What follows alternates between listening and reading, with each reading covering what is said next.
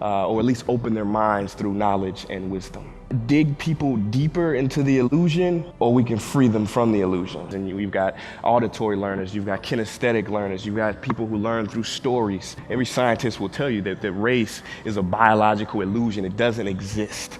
We are more alike than we are dissimilar. I wanted to go a little deeper. I wanted to go in, are we, and I believe that it's everybody's duty to question every single assumption that we have about reality if we want to live in the truth. I have a body. I am not the body. I have a mind. What is mind? Mind is a bundle of thoughts. What is it that observes thoughts? Is that a thought?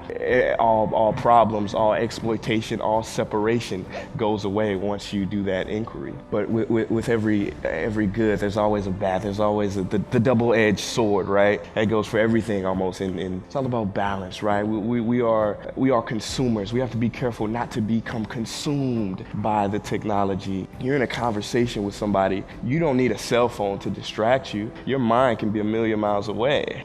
So it was about mindfulness and being present and being in the moment. And I think we have to bring that. That's why these conferences are so amazing, because we bring that mindfulness to the tech industry, the tech space. And the Buddha says it's our ways to get to the happiness that cause the suffering. I just want to take just create a ground that every human being, no matter the culture, race, creed, like whatever, we can relate to it. When you create content, it touches here. What comes from the heart, I believe, reaches the heart.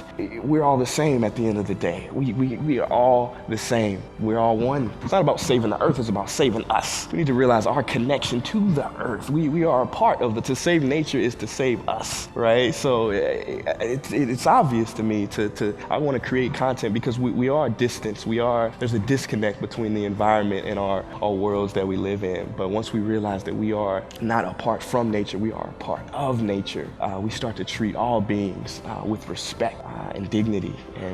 And I believe we are waking up. The people that care about this planet, I believe we are a majority, a silent majority. And it's up to us to come together for one cause, to really save us. True knowledge is to be transformed by it. Truthfully, I want to touch this. I believe in order, Martin Luther King Jr., he said, I have a dream, the world, not gloom and doom. So I want to fill people with that, because it is possible. It is possible to become free. It is possible to create a very beautiful world. I asked the question, why do we have to die to go to heaven? The earth is already in space. How much do you want to know the truth? Are you willing to abandon everything that you think is right? My spiritual practice goes everything from, I've studied the Eckhart, Katie, Thich Nhat Hanh, to Ramana Maharshi, to Osho. I've studied it all. And it all comes down to knowing what you're not. Knowing what you're not. Neti, not this, not this. Realizing that we are love. As cliche as that sound, verbally, you realize that when you're seeing, Katie said it the other day, nobody angry is sane. When you really know what you are, and that is love. I don't think love is some romantic Valentine's cuddles. Love is seen clearly without that filter of judgment, of labels. It is as a child sees the world. The polished mirror. So we all have these mirrors, and it's dirt, it's grime on the mirrors. And once we polish them, the dirt and the grime are things that our conditioning, our judgments. And once we polish it clean, then we see ourselves clearly. We see the world clearly. And that is seeing the world through the eyes of God, seeing the world as love.